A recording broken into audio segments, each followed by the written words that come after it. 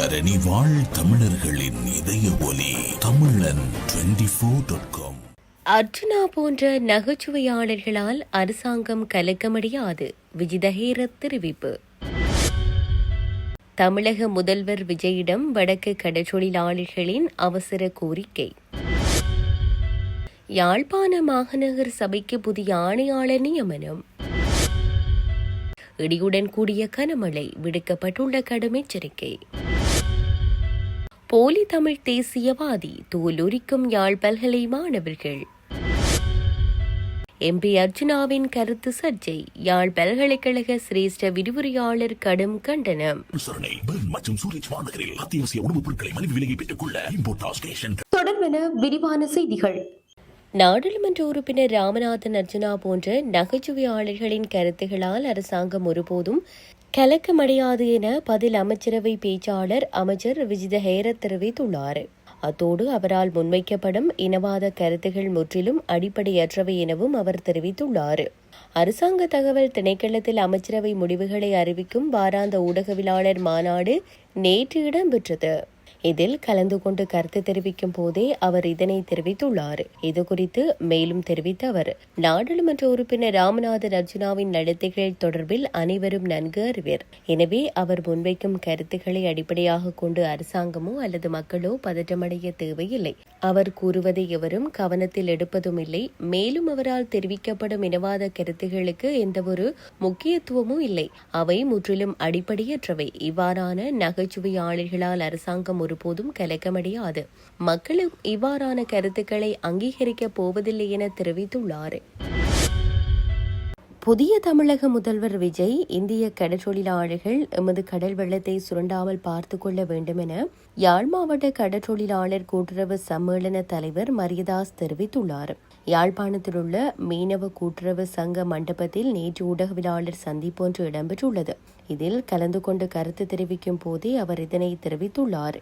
இதுகுறித்து அவர் மேலும் தெரிவிக்கையில், தமிழ்நாட்டின் புதிய முதலமைச்சராக பதவியேற்றுள்ள ஜோசப் விஜய்க்கு கடற்றொழில் சங்கத்தின் சார்பில் வாழ்த்துக்களை தெரிவிப்பதோடு அவரிடம் வினயமாக சில விடயங்களை முன்வைக்க விரும்புகிறோம். தமிழ்நாட்டிலிருந்து எல்லை தாண்டும் இந்திய கடற்றொழிலாளர்களால் இலங்கை வடபகுதி கடற்றொழிலாளர்கள் தொடர்ச்சியாக பாதிக்கப்பட்டு வருகின்றனர். எமது கடல் வளத்தை அளிப்பதோடு எமது கடற்றொழிலாளர்களின் பல கோடி ரூபாய் பெறுமதியான வலைகளையும் நாசம் செய்து விடுகிறார்கள்.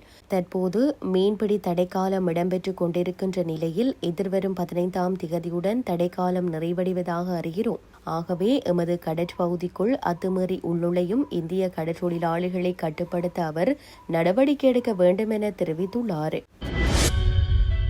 யாழ்ப்பாண மாநகர சபையின் புதிய ஆணையாளராக டிசி அரவிந்தராஜ் நியமிக்கப்பட்டுள்ளார். அத்தோடு வடக்கு மாகாண தொழில்துறை திணைக்களத்தின் புதிய பணிப்பாளராக எஸ் கிருஷ்ணேந்திரன் நியமிக்கப்பட்டுள்ளார்.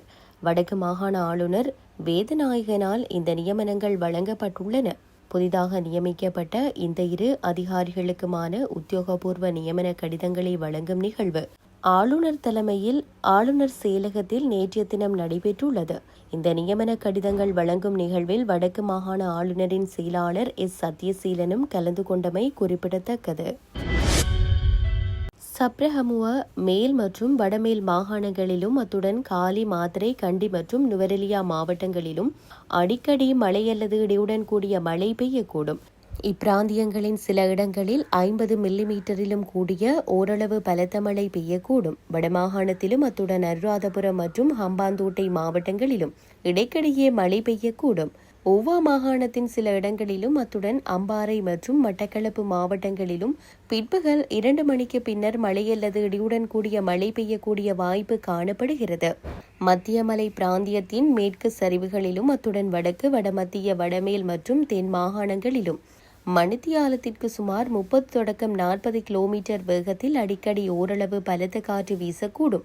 இடியுடன் கூடிய மழை பெய்யும் போது தற்காலிகமாக வீசக்கூடிய பலத்த காற்று மற்றும் மின்னல் தாக்கங்களினால் ஏற்படக்கூடிய பாதிப்புகளை குறைத்துக் கொள்ள தேவையான முன்னெச்சரிக்கை நடவடிக்கைகளை மேற்கொள்ளுமாறு பொதுமக்களுக்கு அறிவுறுத்தப்பட்டுள்ளமை குறிப்பிடத்தக்கது. நாடாளுமன்ற உறுப்பினர் ராமநாதன் அர்ஜுனா தனது போட்டி அரசியலை பல்கலைக்கழகத்திற்குள் கொண்டுவரக்கூடாது என யாழ்ப்பாண பல்கலைக்கழக சிரேஷ்ட விரிவுரையாளர் மாணிக்க வாசகர் இளம்பரையன் எச்சரிக்கை விடுத்துள்ளார்.